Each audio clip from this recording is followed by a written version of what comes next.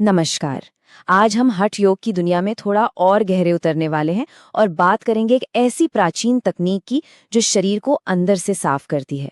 इसे कहते हैं षटकर्म, मतलब 6 बहुत ही पावरफुल शुद्धि क्रियाएं। अच्छा, जब भी कोई योग की बात करता है तो सबसे पहले दिमाग में क्या आता है? आसन, है ना? या फिर शायद प्राणायाम। पर सवाल यह है कि क्या योग बस इतना ही है? देखिए, हठ योग का मानना है कि असली तंदुरुस्ती और बैलेंस के लिए सबसे जरूरी है अंदर की सफाई, यानी आंतरिक शुद्धि। तो भाई, इस अंदर की सफाई की जरूरत ही क्यों है? चलिए समझते हैं कि हमारे शरीर का जो इंटरनल बैलेंस है वो काम कैसे करता है। देखिए, योगिक साइंस ये कहता है कि वक्त के साथ साथ हमारी बॉडी में कुछ विषैले तत्व, जिन्हें हम टॉक्सिन्स कहते हैं, वो जमा होने लगते हैं। और तो और, शरीर में 3 मेन एनर्जीज होती हैं: वात, पित्त और कफ, जिनका बैलेंस बिगड़ सकता है। और यही बिगड़ा हुआ बैलेंस असल में ज्यादातर बीमारियों और बेचैनी की असली जड़ होता है। तो अब सवाल उठता है कि इस इंटरनल इम्बैलेंस को ठीक कैसे करें? तो इसका जवाब हठ योग देता है, और वो भी एक बहुत ही सिस्टमैटिक और पावरफुल तरीके से, जिसे कहते हैं षटकर्म। षटकर्म, इसका सीधा सा मतलब है 6 क्रियाएं।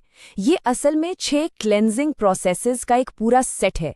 इन्हें खास तौर पर इसीलिए बनाया गया है ताकि शरीर से सारी गंदगी बाहर निकल जाए, और वो जो 3 दोष हैं, वात, पित्त, कफ, उनमें एक हार्मनी, एक बैलेंस बन सके, ताकि हमारा शरीर और मन दोनों ही एक बेहतर हेल्थ स्टेट में आ जाएं। तो चलिए शुरू करते हैं पहली 2 क्रियाओं से। ये हमारे शरीर के ऊपरी हिस्सों पर फोकस करती हैं, स्पेसिफिकली नाक के रास्ते और हमारे डाइजेस्टिव सिस्टम पर। तो सबसे पहली क्रिया है नेति। इसका मेन पर्पस है नेजल पैसेज, यानी नाक के रास्ते को साफ करना। इसमें सबसे कॉमन है जल नेति, जिसमें हल्के गरम नमक वाले पानी का इस्तेमाल होता है। एक और है सूत्र नेति, जिसमें एक कॉटन के धागे का इस्तेमाल होता है। हाँ, सुनने में ये थोड़ा सा अजीब लग सकता है, पर यकीन मानिए ये बहुत ही इफेक्टिव है। दूसरी क्रिया है धोती, और ये हमारे डाइजेस्टिव सिस्टम की सफाई के लिए है। इसमें एक है वमन धोती, जिसे कुंजल क्रिया भी कहते हैं। इसमें पानी पीकर उसे बाहर निकाला जाता है। और एक और एडवांस्ड प्रैक्टिस है वस्त्र धोती, जिसमें कपड़े की एक लंबी पट्टी को निगलकर फिर बाहर निकाला जाता है। इसका मकसद होता है फूड पाइप को पूरी तरह से क्लीन करना।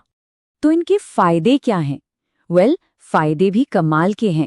ये क्रियाएं सिर्फ सर्दी जुकाम या साइनस में ही आराम नहीं देती, बल्कि ये पित्त और कफ को बैलेंस करती हैं, डाइजेशन को बेहतर बनाती हैं, और सबसे बढ़कर मानसिक शांति देती हैं। चलिए अब आगे बढ़ते हैं अगली क्रियाओं की तरफ। ये पेट के अंदरूनी अंगों, हमारे कॉन्सेंट्रेशन और रेस्पिरेटरी सिस्टम पर काम करती हैं। तो इसमें 2 बहुत ही पावरफुल क्रियाएं हैं।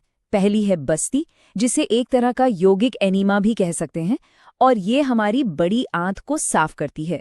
दूसरी है नौली। इसमें पेट की मसल्स को गोल गोल घुमाकर अंदर के ऑर्गन्स की एक तरह से डीप मसाज की जाती है। पेट की हेल्थ के लिए ये वाकई एक जबरदस्त चीज है, और इनके फायदे भी उतने ही जबरदस्त हैं।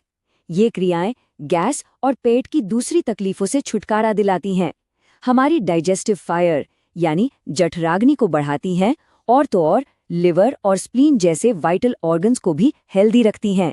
अब हम शरीर की शुद्धि से आगे बढ़कर मन और सांसों की शुद्धि की तरफ आते हैं। एक क्रिया है त्राटक।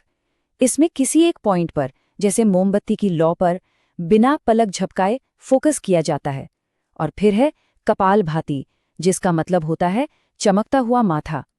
ये एक ब्रीदिंग टेक्निक है जिसमें जोर से सांस बाहर फेंकी जाती है। ये दोनों क्रियाएं मिलकर मन को शांत और फोकस्ड बनाती हैं, हमारी विल पावर को बढ़ाती हैं और स्ट्रेस को कम करती हैं। कपालभाति से फेफड़े मजबूत होते हैं, खून साफ होता है और चेहरे पर एक नेचुरल ग्लो आता है। मतलब ये सच में शरीर और मन दोनों को रिजुविनेट कर देती हैं।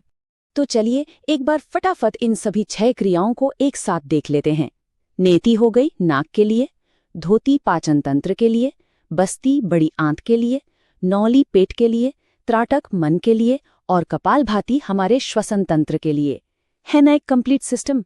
तो हमने इन सभी पावरफुल क्रियाओं के बारे में बात तो कर ली, लेकिन अब हम इस पूरी बातचीत के सबसे जरूरी हिस्से पर आ रहे हैं। इस बात को बहुत ध्यान से सुनिएगा। देखिए, ये क्रियाएं जितनी फायदेमंद हैं, उतनी ही सावधानी भी मांगती हैं। अगर इन्हें गलत तरीके से किया जाए तो ये नुकसान भी कर सकती हैं।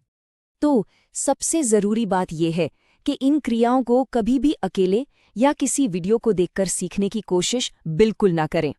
इन्हें हमेशा, और मेरा मतलब है हमेशा, किसी एक्सपीरियंस्ड योग गुरु के पर्सनल गाइडेंस में ही सीखना और प्रैक्टिस करना चाहिए। ये सेफ्टी का पहला और सबसे जरूरी नियम है, इसे बिल्कुल नहीं भूलना है। और आखिर में एक सवाल जिस पर थोड़ा सोचा जा सकता है। हठ योग हमें ये सिखाता है कि हमारा शरीर और हमारा मन, ये दोनों एक दूसरे से बहुत गहरे जुड़े हुए हैं। तो जरा सोचिए, क्या फिजिकल प्योरिटी यानी शारीरिक शुद्धि के बिना सच्ची मानसिक शांति पाना मुमकिन है? इस पर विचार जरूर कीजिएगा। धन्यवाद।